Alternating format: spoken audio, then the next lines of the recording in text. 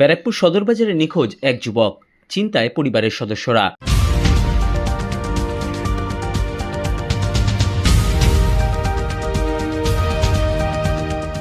ব্যারাকপুর সদর বাজার বাকারমহল এলাকার বাসিন্দা ৩২ বছর বয়সী জিতেশ ওঝা গত ৪ জুন সন্ধ্যে ৭টা নাগাদ বাড়ি থেকে বের হয়, কিন্তু দীর্ঘক্ষণ পরেও বাড়ি না ফেরায় পরিবারের সদস্যদের পক্ষ থেকে এলাকায় খোঁজাখুঁজি শুরু করা হয়। খোঁজ না মেলায় ব্যারাকপুর থানায় নিখোঁজ ডায়েরি করা হয় পরিবারের সদস্যদের পক্ষ থেকে। সংবাদ মাধ্যমের মুখোমুখি হয়ে নিখোঁজ জিতেশ ওঝার ভাই ও তার মা জানান, আমার ভাই চার তারিখ দিয়ে রাত্রে 7টার সময় থেকে নিখোঁজ আছে। সাইকেল নিয়ে চলে গেছে, আর পাচ্ছি না।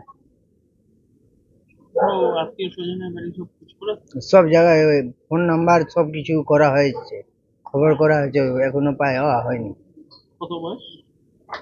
বয়স 32 বছর। কোনো কিছু হয়নি।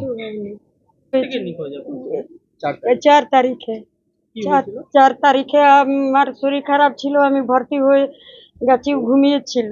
ঘুমিয়েছিল তো আমি ছেড়ে দিলাম কি ও ঘুমাচ্ছে, আমি যাচ্ছি ডাক্তার দেখাতে। ডাক্তার দেখে আমাকে ভর্তি নিয়ে নিল।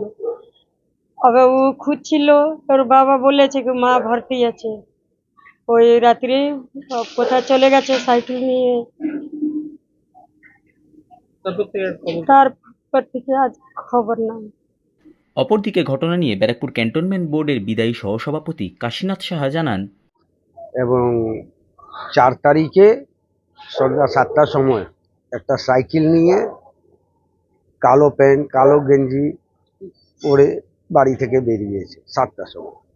তারপরে আর বাড়ি ফিরিনি। তো আমরা 6 তারিখে ব্যারাকপুর থানায় জিডি করি, এখনো তার কোনো সন্ধান নেই। মা অসুস্থ আছে, খুবই চিন্তিত।